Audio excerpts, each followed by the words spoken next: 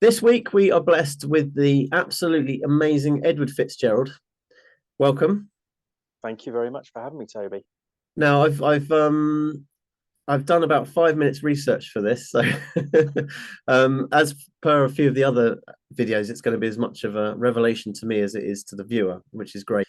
And we don't know each other too well, but outside of the odd few pints, and we worked together doing some audio visual stuff with Jackie White. So it's going to be a real privilege and pleasure for me to get to know you better. Thank you. Um, now we could now you are a newly you're a new expert, absolute expert to common law now, aren't you? And that's Yeah, kind of through intense, yeah, that's through just an hyper intense, focus. yeah, a hyper focus of like probably 1,000 hours of research, just day and night. Um, Although I was perhaps gifted in some respects to be able to pick up things quite quickly. I have been all my life, been able to pick up things quite quickly and run with them. But my background prior to the corporate world was dealing with regulations, overcoming regulations and laws in various countries. In fact, primarily to bring new products and new technology to market, which I did So, in about 80 countries. So it gave me the ability to be able to pick up legal texts and make sense of them quite quickly.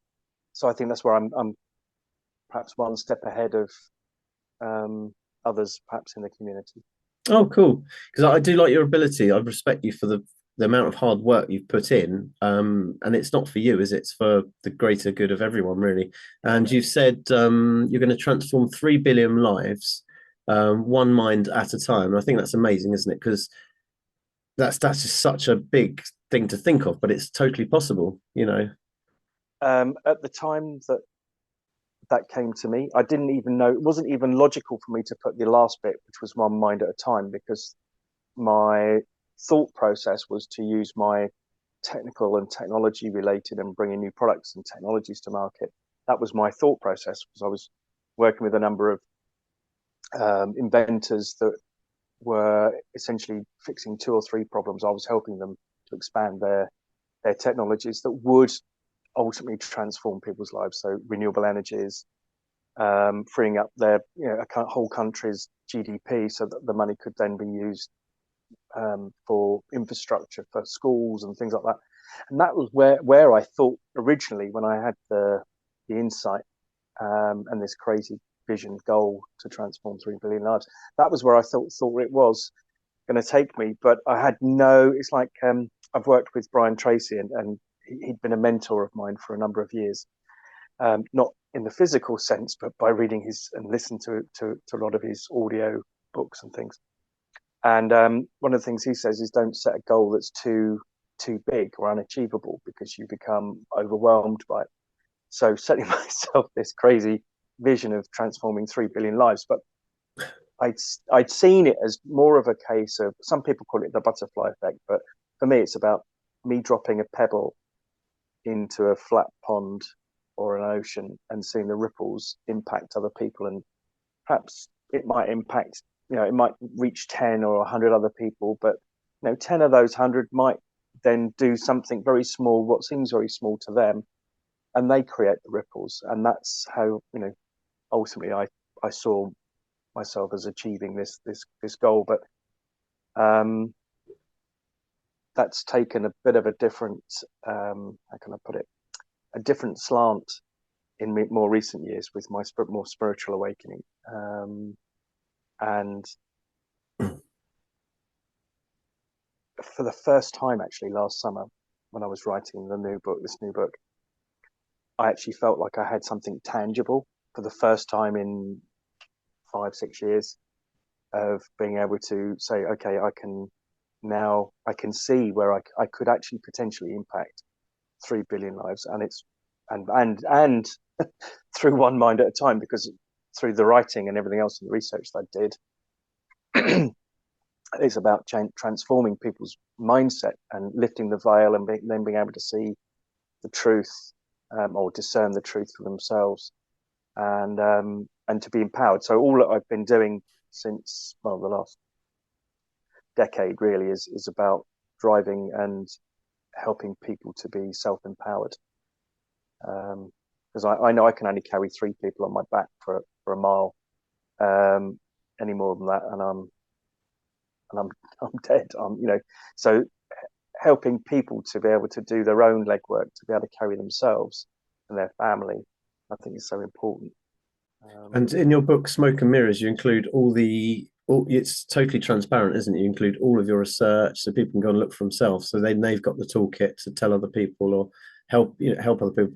And you don't know. I mean, your book could land on the desk of a high court judge who's, let's say, questioning his own or her own, the bureaucracy around their profession. Yeah, funny you should mention that, because literally within 12 days of me making it available, the book available, it was picked up by somebody in the natural law community in Canada, and has been placed on the public record as part of as evidence.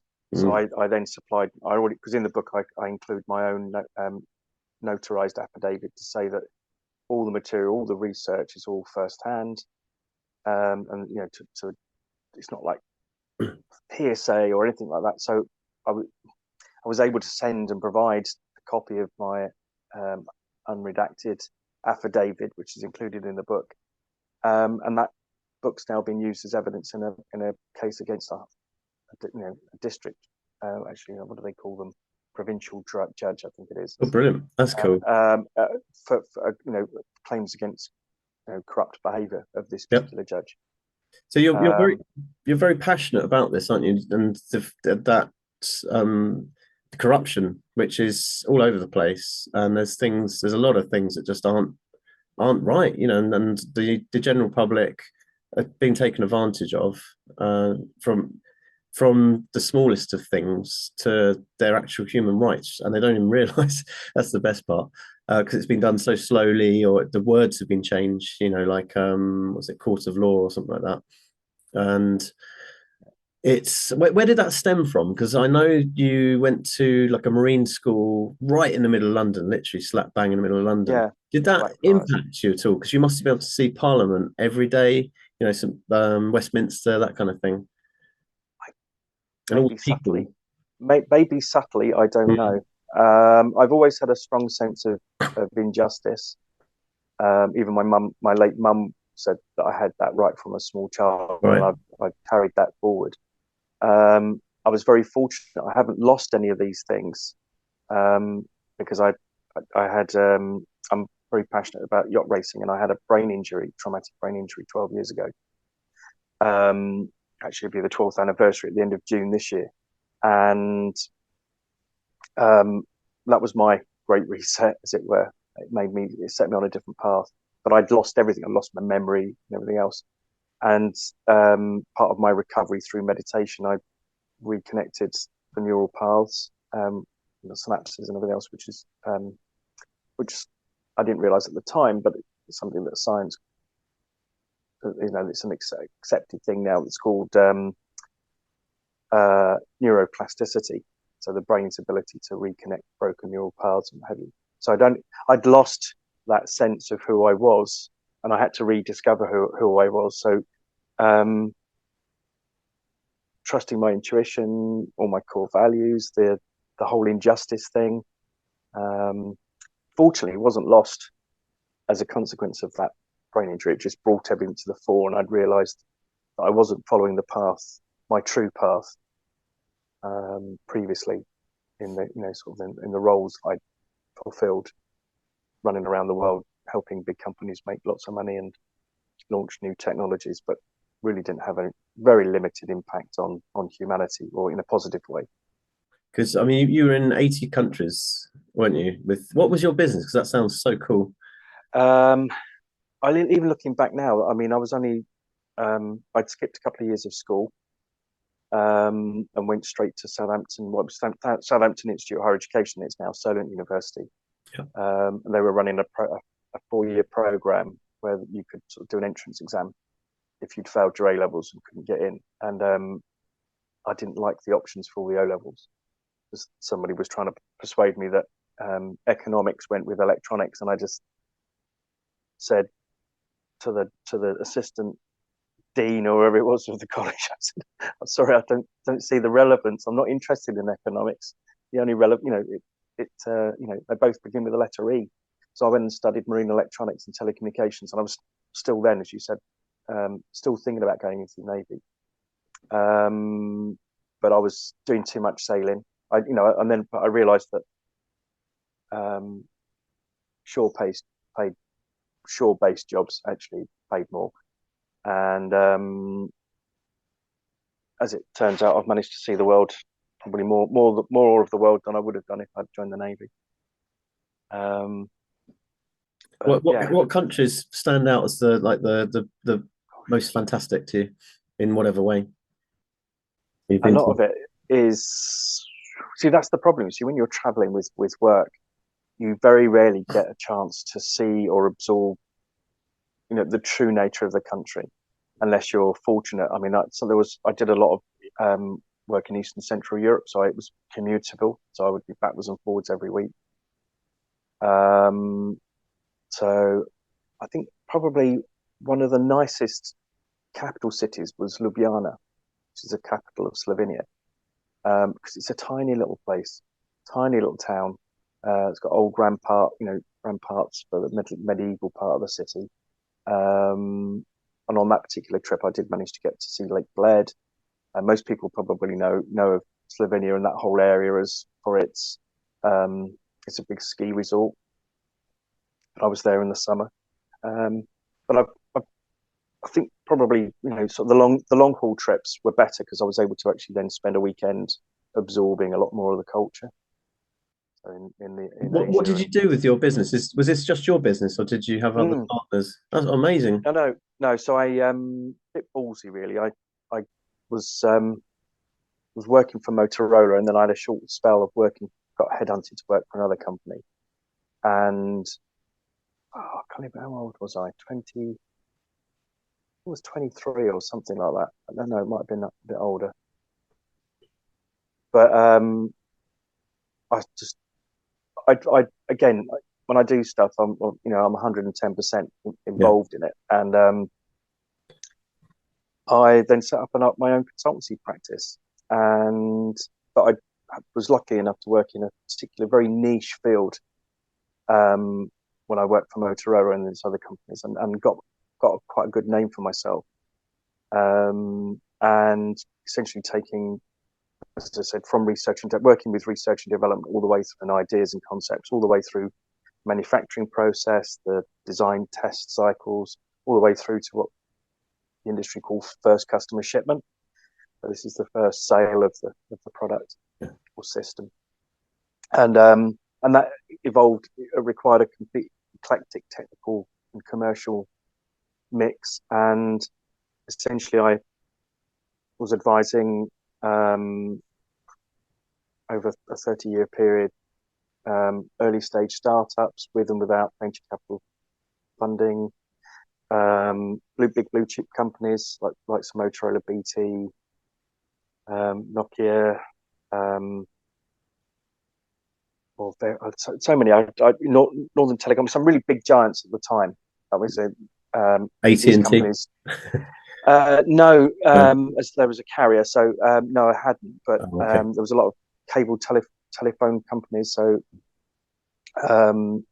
companies that like Liberty Global, who at the time were the largest broadcast and internet service provider in the world. They owned little operating companies like Virgin Media in the UK and things like that, and they were and Cable and Wireless was a massive company originally, and they bought them. They just termed them as a little internet service provider in the Caribbean. But these are sort of massive organisations, and I was just involved in helping them bring in new technologies and services that were usually cutting edge. It's like people would say to me, well, surely Motorola and all these other big companies have all got people that can do this job in-house. And I said, well, sometimes they have, but quite often they're high-risk projects, so that if somebody's not going to stake their career on it, it's quite easy to bring in somebody like me. So if it all goes belly up, they've got someone else to blame. Yeah. But quite often I'd shave, months and months and months off of um, their their time to market, which is invaluable when you're in business, because if you can get a new Your technology out your ahead of your ability competitors. to hyper focus, I think, is a great asset, not only for yourself, but the people and communities that you're around, I think, because having someone like you, especially with the knowledge you've got now and the knowledge you will acquire in the future, I mean, you're in quite a few groups, aren't you? And it's if things do go down again, Yeah, then you're a very useful person to know. yeah. I And I turn think my it's so hand to most important. things. Yeah, Yeah, a few years ago, somebody said, they said, "Oh, what do you do?" And I didn't ever like the term jack of all trades, because I did so many strings to my bow. So I went and did electrical. So even though this is after I've done all the other bits and pieces, I went and did um, a course on house wiring and electrical installations and things like that, which was quite, without being big headed, but it was in the scale of things quite low down in the knowledge base of mm, compared to what I had been doing. But it was because I would set a task. I was chair of a next generation networks standards committee, and I felt I was lacking the knowledge because people were telling me, but so this was intelligent homes and buildings and things. So they were working out new ways for communicating between different devices within the home, and some of them were using the electrical wiring. And so I would just go and add another set of skills so that I could then talk authoritatively about something. So when yeah, someone was saying, but you can't do it because of this, I could say, no, I've got practical knowledge of that. You're talking rubbish. yeah, And so hence that's why I've mastered so many different things, was yeah. because I've never wanted to be in a position where I can't talk authoritatively about a subject. Otherwise, I've got nothing to say. Someone asks me about something, I'll tell them, I'm sorry, it's not my field of expertise. I What don't know you're saying that. reminds me a lot of Elon Musk. He's a similar sort of person, maybe a bit more hyper focusy. Yeah, but he just his favorite thing in the world is just to do engineering with his staff, or maybe a few years ago. So then he yeah, knows he can actually go to a member of staff, his staff, and say what you're doing, and understand it. And if he doesn't, they go, yeah, could you explain that more? yeah. I don't know. And when did you first sort of, obviously you've kind of been involved with injustice. You've said that. My youngest son's very similar as well. He just hates, just from a day one, anyone that's being underhanded, calling Yeah. him names, or other people being horrible to other people, which is really Yeah, important. So I'm really impressed with him sometimes. So what his compassion, and absolute like beautiful yeah. behavior with regards But to that. What? that sense of injustice Mm, is, is natural. Is what I've now learned. I would term natural law. It's that natural, innate ability to be able to tell right from wrong. Your son, you can ask any toddler; they'll know, that sense of injustice because they were playing quite happily on their own, and someone comes up and takes their toys from them. They go, "Well, what was that all about?" And they feel aggrieved by it. And that effectively is a society has and schools, for want of a better sort of focal point, have drummed a lot of that out of our young children. um, Fortunately, I've managed to retain that somehow. um, and perhaps that's, there are others that I wouldn't say that I'm unique in that regard. There are lots of other people that have that sense of injustice, that haven't had it knocked out of them at school, um, and are questioning things. That's the one big thing that I've always been asked. What you can leave a little nugget with somebody. When I've had interviews before, even before COVID and things like that, I would say, well, ask really good quality questions, because those will determine the quality of the answers you get. And that's something I've tried to instill with my three sons as they've been growing up, where they would like, I'm not going to ask you, for something, Dad, because I know the answer is going to be no. I said, well, okay, ask me the question. I said, okay, the answer to the way that you've asked it would be no. think about how you might ask the question a different way, because it's all about context. And my ex-wife was not impressed that I was teaching them how to negotiate or get what they wanted, but it's a way of developing our young minds to actually be questioning, and I think they innately are. And it's just that children are pigeonholed to some extent, or labelled if they don't fit or conform to a particular type of child. We just want those that sit nicely, take the facts that we feed to them, regurgitate them well in exams, and that's the measure of their IQ or their intelligence, and that's the progress. And that's something that, to me, I'm quite passionate about also, that isn't a measure of someone's intelligence or capability. The ability, the true sense of knowledge and intelligence is being able to ask questions and learn things for yourself, and to be able to discern fact from fiction. There's a good if you want to laugh, it's extremely funny. I don't know how many millions, multiple millions of views it's got. There's a TED talk by "Do Schools Kill Creativity" by Sir Ken Robinson, I think. Yes, That's hilarious. Yeah. So I'll put the link in. Yeah, I would recommend anyone to watch that. It's so funny. So in terms of the sort of the law of what's right and wrong, when did you first sort of have inklings or examples of more spiritual stuff? Because that's quite recent, but did you have anything before that?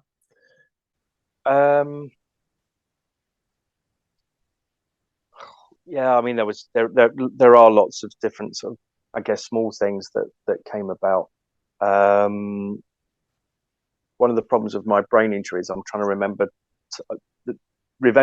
events, but remember the timeline of the events. I'm just trying to think back now, instances of earlier time points in my life. But I think we've all experienced them, really. But I think it wasn't until I was having to write. So the main premise for the book, for writing the book, was I was set a problem. I'm an engineer. If you're an engineer, you get set a problem and you find a solution to it. And part of that, actually, that the problem was around ideologies being proposed within schools bills, which would require anyone that wanted to be homeschooling, that they would have to set up as, if you met certain criteria, the threshold was very low. You'd have to have the same oversight and rigor as a school would from an administrative perspective. And there were just so many different things. I just thought, well, okay, my own sons had already asked during lockdowns and what have you, and subsequent to that, to be homeschooled. And so that was really set me on this path. But that wasn't until I came to finding everything and then writing the book to support the basis of the facts. So the main purpose of the book was a petition to the king to overcome and basically hold him to account, but also for people to reaffirm their absolute natural rights. So there was a stake in the ground from a legal perspective, and part of that was actually then going into and having to word things in a particular way made me realize, the importance of natural law, and then find the examples of it. And, hence, the most pure of that is a toddler, because a toddler will know, innately right from wrong. And that's all that our natural law really is. And common law is, whilst it was the different laws around the kingdom, they're all created a common basis. They're all based on natural law going back thousands of years. Yeah. And the usual problem is people go, "Oh, where's that written down? Where's that written down?" Well, we operated in antiquity. Nothing was written down. It was all word of mouth. And your book, if I didn't say at the beginning, is called Smoke and Mirrors. Smoke and Mirrors.